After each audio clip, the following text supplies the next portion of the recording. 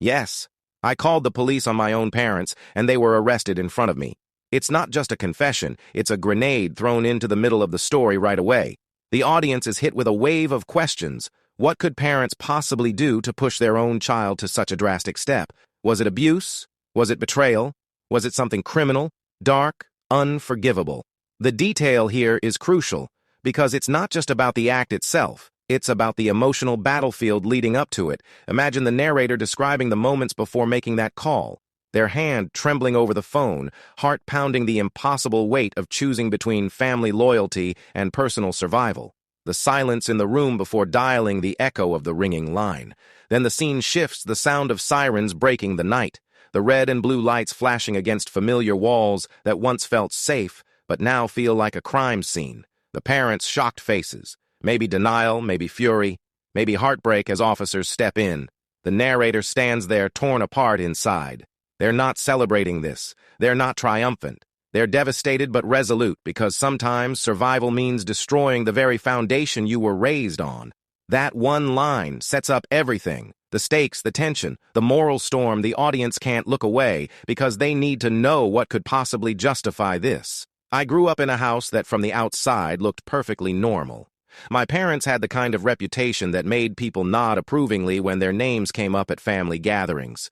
They smiled and played the part of proud, responsible parents. Neighbors would wave saying how lucky I was to have such respectable mom and dad, and for a long time I almost believed it myself. But behind our front door the mask slipped. My childhood wasn't bedtime stories and warm hugs. It was walking on eggshells, waiting for the next storm. Punishments weren't just grounding or losing TV time. They were harsh, disproportionate, designed to break me down instead of teach me anything. A small mistake could mean hours of shouting, days of silent treatment, or worse.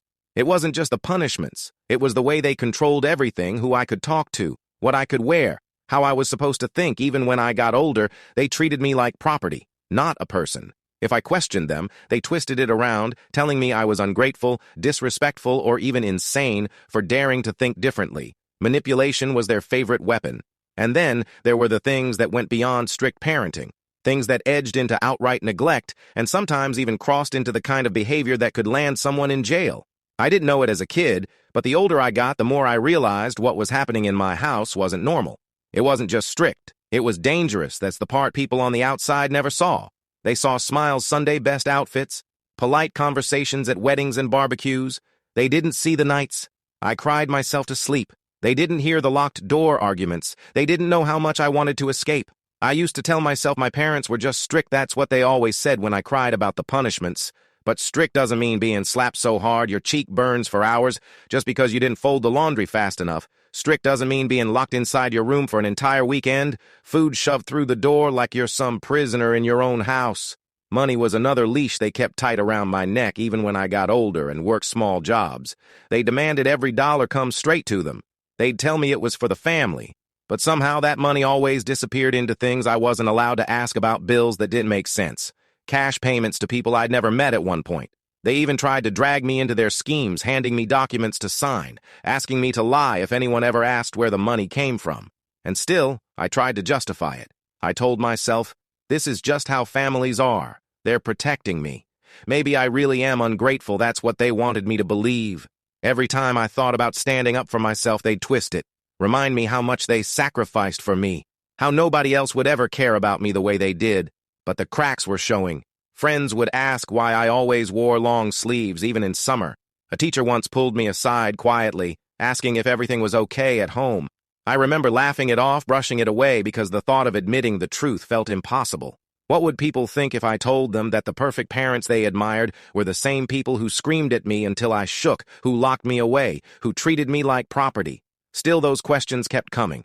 People were noticing what I'd spent years trying to hide, and the harder it got to cover the bruises, physical and emotional, the more I realized I couldn't keep pretending the breaking point didn't come in a dramatic movie style. Showdown. It came on an ordinary night that turned ugly fast. I had saved up some money from a part-time job carefully stashed away with plans to use it for college applications. It wasn't much, but it was mine hope in the form of crumpled bills and paychecks I'd hidden under my mattress one night. I came home to find my room torn apart, drawers yanked open, clothes on the floor, mattress flipped, My parents sat at the kitchen table counting my savings, their faces hard and unapologetic when I demanded to know why they didn't even flinch. My dad told me the money was his, now his right, and if I wanted to keep living under his roof, I'd better not question it. My mom chimed in, accusing me of being selfish, of hoarding money when the family needed it. When I refused to back down, things escalated. My dad grabbed me by the arm, shoved me into the wall so hard my shoulder throbbed for days. My mom screamed at me that if I ever spoke to anyone about what happened in our house, they'd make sure my life was ruined. College friends, everything. Then they locked me in my room again as if I were a child, being punished for stealing cookies, instead of a teenager trying to protect her future. I sat there in the dark, shaking, staring at the door. I wasn't allowed to open, and that's when it hit me. Silence wasn't keeping me safe. Silence was the reason I was still trapped every time I stayed quiet. They grew bolder, crueler. But the thought of betraying them, my own parents, was a knot in my chest. The guilt was suffocating. How do you turn on the people who raised you, even if they raised you in chains? What would happen if the police didn't believe me? What if it only made things worse? Yet the alternative was unbearable, living the rest of my life under their control, my future stolen before I even had the chance to live it. I knew then that the choice wasn't between family and freedom. It was between freedom and never escaping at all. In the end, I didn't make the call alone. I was too terrified, too tangled up in guilt and fear. I finally confided in one person, a teacher who had been quietly watching me unravel for months. The words spilled out of me like I was choking the money, the punishments, the threats, for the first time. I saw someone's face shift from suspicion to certainty. She didn't doubt me. She didn't tell me to try harder with my parents. She just said, "You don't deserve this, we can get you help together." We made the call. My hand was ice-cold, shaking as I pressed the numbers even with her sitting beside me. My stomach twisted with guilt the moment the operator answered. Adrenaline surged through me like I'd stepped off a cliff. I kept waiting for my parents to somehow know to come crashing through the door and rip the phone from my hand when the police cars finally pulled up in front of our house. I thought I might faint. The red and blue lights washed over the walls I'd grown up in, turning my home into something unrecognizable. The confrontation was chaos.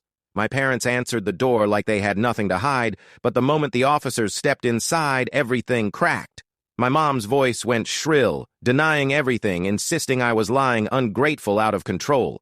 My dad's temper flared fast, yelling at the officers, demanding they leave, trying to grab my arm like he could still control me in front of everyone.